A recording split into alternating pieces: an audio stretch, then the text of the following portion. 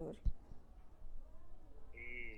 vizuri, na pia kuna sehemu ambayo nywele zilikuwa zinaota, lakini sema uotaji wake na sehemu nyingine ni tofauti. Hapa hivi kuna utosi hapa. Kwa hiyo hapo nywele zilikuwa laini, yani zikopo nazo zinakaribia kwenda kuwa kipara.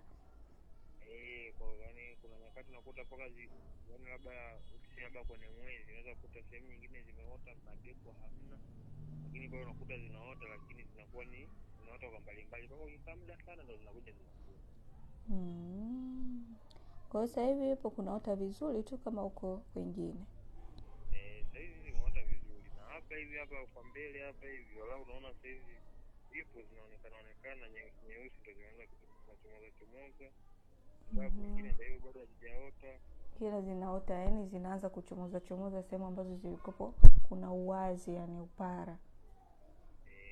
Sehemu nyingine zipo ambapo hapa naona kabisa ni hapa zipo zinaota. Maana anakuwa zilikuwa zinaota, lakini sasa zinakuwa ni kama zile nywele za mtoto mdogo kwamba ndio zinaanza kutoka zile nyeupe. Kwa sababu zinachipua nyeusi.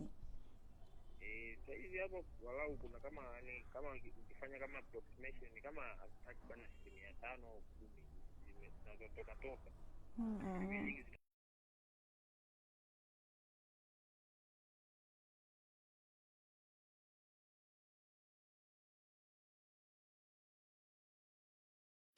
Karibuni sana Kamonyo Product. Sisi tunachokitaka mpate product nzuri kwa ajili ya nywele zenu. Kama unavyoona mafuta mazuri, hayana chemical yoyote. Kwa hiyo haya mafuta yanasaidia kujaza nywele na kuondoa vipara, kuondoa mba na kuzuia nywele yako isikatike.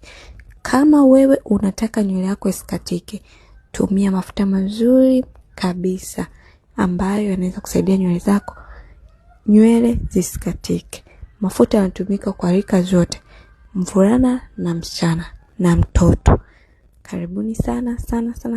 Kamonyo Product ni kwa ajili ya wewe unayesikiliza hii video.